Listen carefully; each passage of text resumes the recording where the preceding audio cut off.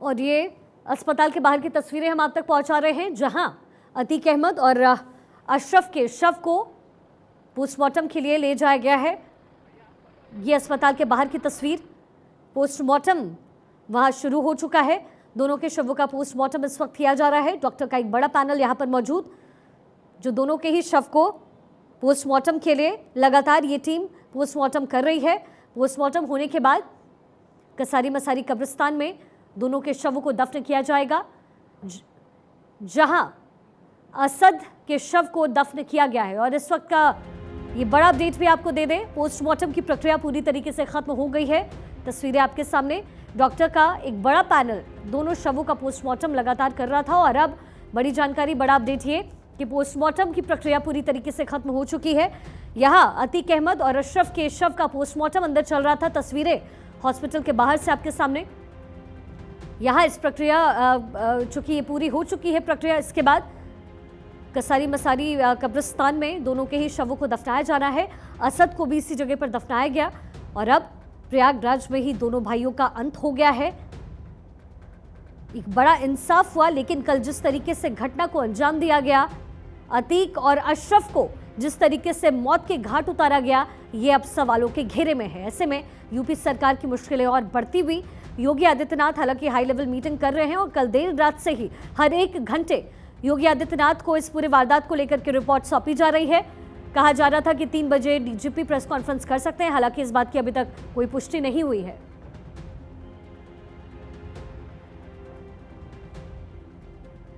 और तीसरी तस्वीर आपको हम दिखा रहे हैं, जहां गाजियाबाद में पुलिस द्वारा फ्लैग मार्च किया जा रहा है। लगातार जगह जगह यूपी में शांति बनाए रखने की अपील पुलिस वालों की तरफ से की जा रही है। प्रयागराज में धारा 144 लागू कर दिया गया है, यानी कर्फ्यू की स्थिति प्रयागराज। सुरक्षा के दृष्टिकोण से और ये त्यौहार जो आगामी त्यौहार चल रहा है, इस दृष्टिकोण से आज हमारी कोतवाली फोर्स, विजयनगर की फोर्स अपने अपने क्षेत्रों में फोर्सों के साथ गलियों में पैदल गश्त किया गया है और अमन चैन शांति का माहौल है और यहाँ के लोग बहुत अच्छे हैं।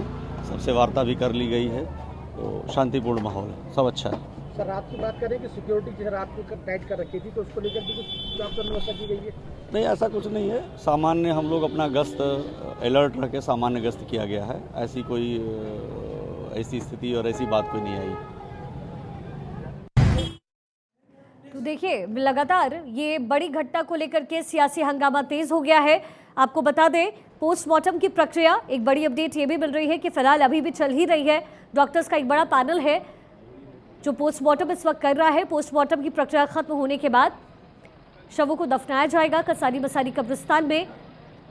कब्र को लेकर के तैयारियां हो रही हैं, कब्रें खुद चुकी हैं और यहाँ जैसे ही पोस्टमार्टम की प्रक्रिया खत्म होती है, वैसे ही दोनों के शवों को कसारी मसारी कब्रिस्तान ले जाया जाएगा, जहां सुपुर्दे खाक दोनों के शव को किया जाएगा।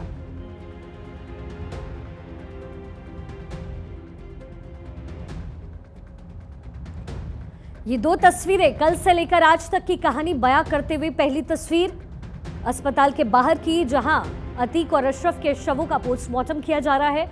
वही दूसरी तस्वीर कल देर रात हुए शूटआउट की, जहां मीडिया के प्रेजेंस में ये बड़ी वारदात हो जाती है। पुलिसकर्मी वहां मौजूद होते हैं मीडिया से मुखातिब होने के लिए। जैसे ही दोनों भाई आगे बढ़ते हैं, ये बड़ा कांड हो जाता है, ये शूटआउट कर दिया जाता है।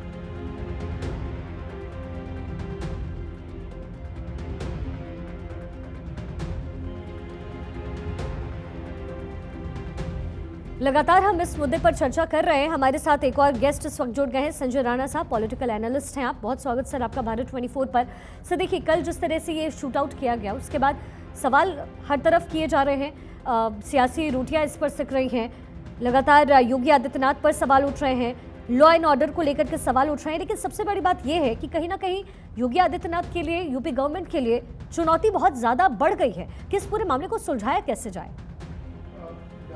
Good afternoon fellow panelist. देखिए, ऐसा होता है कि जब हम बात करते हैं कि लॉ एंड ऑर्डर के लिए, देखिए कोई भी चीज़, कोई भी दुर्घटना, कोई भी घटना किसी की कंट्रोल में नहीं होती। अगर किसी की हत्या अगर कंट्रोल में होती तो कैनेडी की हत्या नहीं होती, संजय वाबी की हत्या नहीं होती, और उड़ीसा में कुछ दिन पहले आपने देखा कि मंत्री जी की हत्या हो गई, और 3 दिन पहले एक प्राइम मिनिस्टर जापान पे भी अटैक हो गया। तो देखिए, लॉ एंड ऑर्डर कभी भी कंट्रोल करने की पूर्णतः से कोशिश की जाती, चाहे देखिए इंदिरा गांधी जी की हत्या हो गई, चाहे राजीव गांधी जी की हो गया, तो कितनी भी आप सुरक्षा दे लीजिए, सुरक्षा किसी की गारंटी नहीं होती है कि उसकी हत्या नहीं हो सकती है। हाँ, लेकिन इस पर प्रश्न चिन्ह जरूर उठेंगे कि पुलिस के रहते हुए इस तरह की घटना कैसे घट गई। कहीं ना कहीं इसको जिम्मेवारी बनती है सरकार की और पुलिस तंत्र की, इसको जवाब देना ही पड़ेगा, उसमें कोई कुरेज नहीं है। लेकिन हमें यह भी देखना पड़ेगा कि वो जो आदमी जिसकी हत्या हुई है वो कैसा था। अगर उसको इतिहास आप देखेंगे तो 100 से ज़्यादा उसके ऊपर मुकदमे थे और कई लोगों का उसने घर बर्बाद किए थे, कई लोगों के घर उजाड़े थे।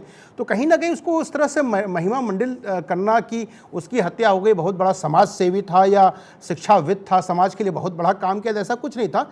एक माफिया था जिसके साथ ऐसी घटना घट गई। लेकिन कोई भी चीज़, हम ये नहीं कहते चाहे माफिया हो चाहे साधारण इंसान हो, किसी की भी हत्या करने का अधिकार किसी को दिया नहीं जाता। कि न्याय प्रणाली के तहत हमारा देश चलता है, न्यायालय उसके लिए बने हुए हैं और जो भी सजा देनी हो न्यायालय देगा। लेकिन संजय जी, बड़ा सवाल तो ये भी है कि वहाँ ये दोनों सिर्फ अपराधी ही मौजूद नहीं थे, वहाँ मीडिया के तमाम लोग मौजूद थे।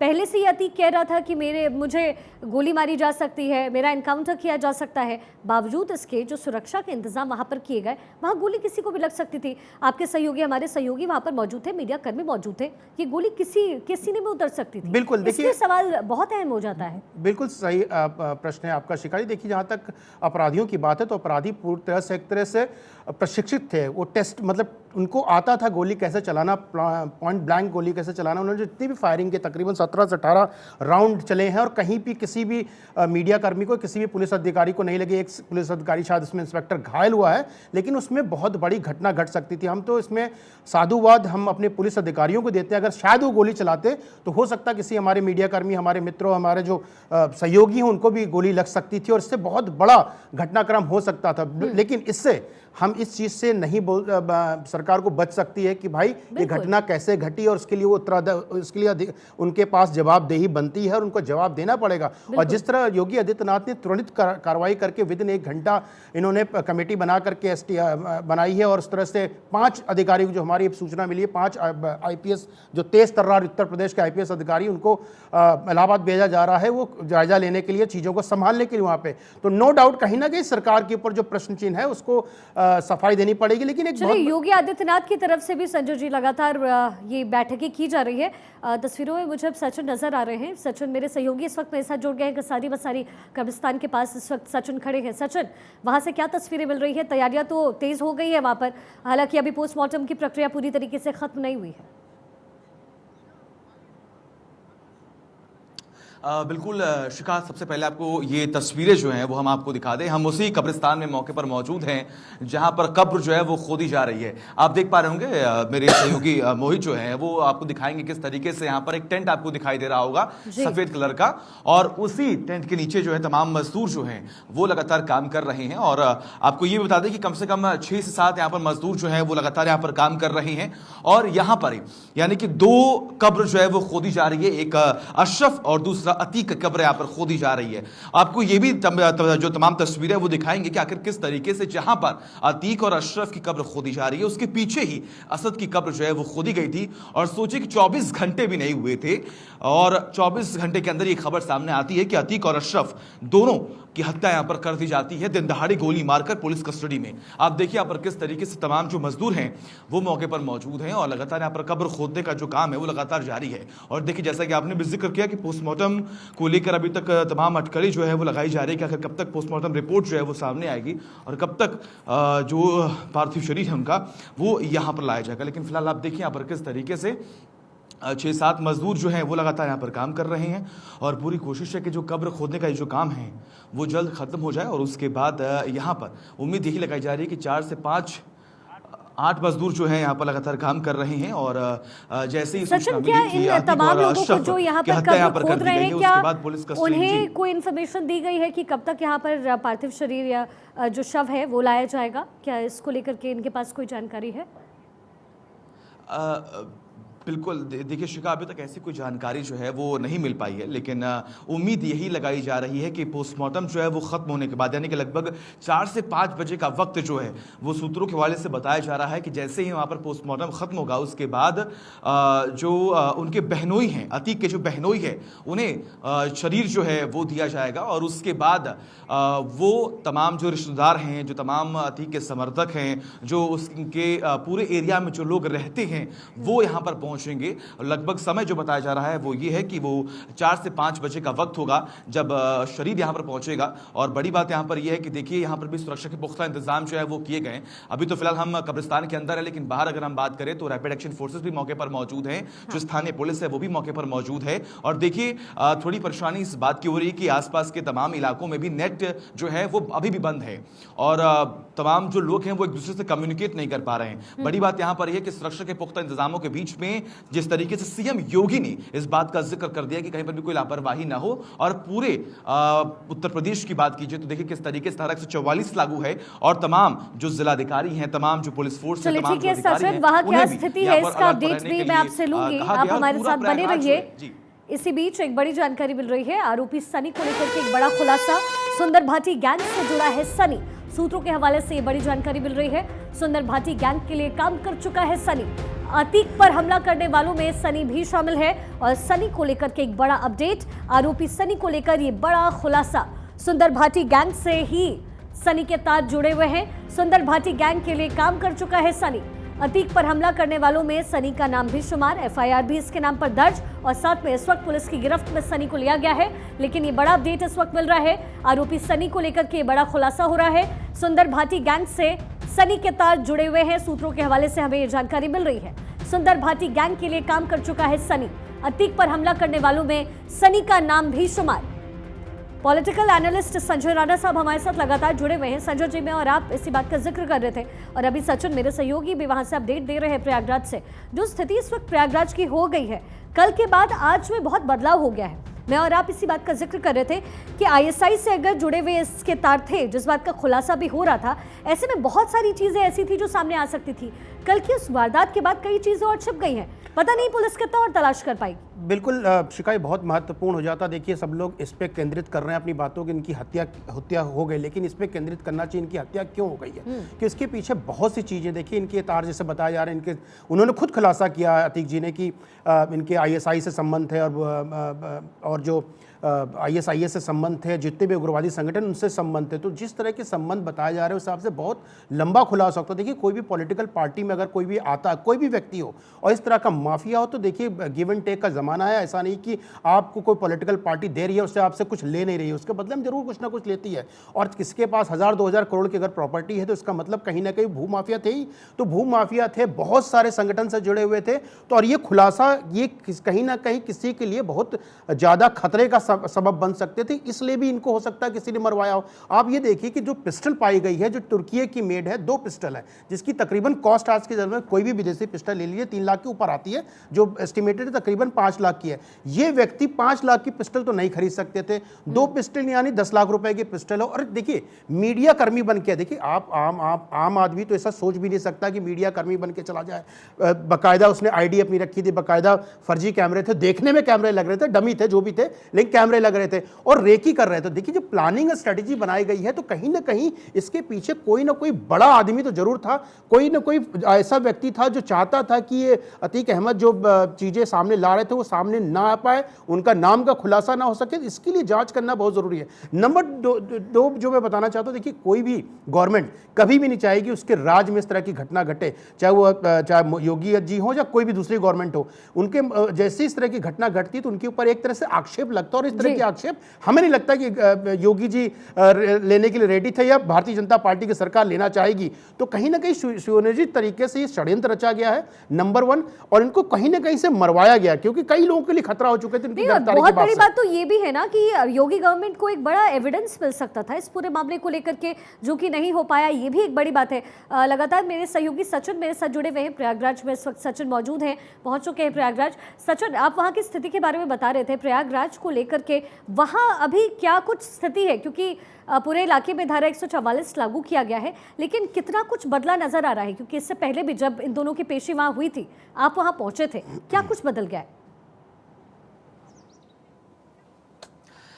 देखिए बिल्कुल शिखा, लगातार अतीक अहमद जब से कोर्ट में पेश हुए, एमपी एमएलए कोर्ट में, यानी कि जैसे ही खबर ये सामने आती थी कि नैनी जेल उन्हें शिफ्ट किया जा रहा है साबरमती जेल से, तो हमारी टीम लगातार उन्हें कवर कर रही थी। और जहां जहां पर अतीक अहमद का काफिला जा रहा था, वहां पर तमाम मीडिया कर्मियों का जो काफिला था वो भी जा रहा था। और देखिए चर्चाएं इसी बात की हो रही कि तरीका क्या अपनाया गया। जैसे ही हमला किया गया उसके बाद जिस तरीके से पूरे प्रयागराज में सनसनी फैली, वो अपने आप में चर्चा का विषय है कि आखिर किस तरीके से वो 3 जो हमलावर हैं वो मीडिया कर्मी बन के पहुंचते हैं। नकली हाथों में माइक आईडी होती है, नकली कैमरामैन होता है, अपने कंधे पर पिट्ठू बैग लेकर पहुंचते हैं और हमला करते हैं। बैक टू बैक कई फायरिंग करते हैं और अतीक अशरफ को मौत के घाट उतार देते हैं। जांच होती है, पड़ताल होती है, तमाम पूछताछ अभी भी लगातार जारी है। लेकिन बड़ी बात यह है कि प्रयागराज फिलहाल इस वक्त शांत है। शांत इसलिए क्योंकि प्रयागराज में धारा 144 लागू है और उसके अलावा तमाम अलग अलग जगहों पर जहां जहां पर हम गए हैं वहां पर भी हम देख रहे हैं कि सारी दुकानें जो हैं वो बंद हैं। अमूमन जो हलचल पिछले 2 दिन, पिछले 1 महीने, पिछले 1.5 सालों में थी प्रयागराज में, आज कहीं ना कहीं तमाम अलग अलग जगहों पर वो शांति जो है वो बनी हुई है। वजह यह है कि इस घटना के बाद कहीं ना कहीं उत्तर प्रदेश प्रशासन और मुख्यमंत्री योगी आदित्यनाथ भी अलर्ट मोड पर आ गए हैं और इसीलिए तमाम अधिकारियों को दिशा निर्देश दिए गए हैं कि इस घटना के बाद कहीं पर भी कोई लापरवाही नहीं होनी चाहिए। जिस होटल में लगभग 48 घंटे से तीनों हमलावर रुके हुए थे, उनसे पूछताछ हो रही है, उन तमाम होटलों में जाकर छापेमारी हुई है। उससे पहले आपको जानकारी दे कि इसी एरिया में कुछ हथियार जो है वो बरामद किए गए थे, जिसको लेकर अतीक से भी पूछताछ हुई थी कि आखिर ये हथियार कहां से यहां पर पहुंचे और इससे अतीक का कनेक्शन क्या है। हर एक आप देखिए किस तरीके से जो तमाम सबूत मिल रहे हैं वो कड़ी से कड़ी जोड़ी जा रही है। और बड़ी बात यहां पर है कि जो पूरा इलाका आप देख पा रही हैं, जो पूरा कब्रिस्तान है, ये खुद अतीक का बसाया हुआ और ये पूरा का ये जो इलाका है वो अतीक का ही इलाका है। इस वक्त जहां पर हम मौजूद है, इस कब्रिस्तान से मुश्किल से आपको जानकारी दे कि 5 किलोमीटर के दायरे में ही अतीक का भी घर है, उनके तमाम जो रिश्तेदार हैं उनका भी घर है। हमने देखा किस तरीके से उन तमाम घरों को धराशायी कर दिया गया, जमींदोज कर दिया गया है। यानी कि कार्रवाई जो की गई है उत्तर प्रदेश की सरकार की तरफ से, वो चर्चा इस वक्त हर जगह हो रही है कि देखिए चाहे भू माफिया हो, चाहे कोई माफिया हो, चाहे कोई बाहुबली हो, जिसका आतंक था प्रयागराज में 90 के दशक में, आज उस आतंक का अंत हो गया है। लेकिन अब बड़ा सवाल यह खड़ा होता है कि पुलिस की कस्टडी में जिस तरीके से अतीक और अशरफ की हत्या की जाती है, आखिर उसके पीछे की वजह क्या है?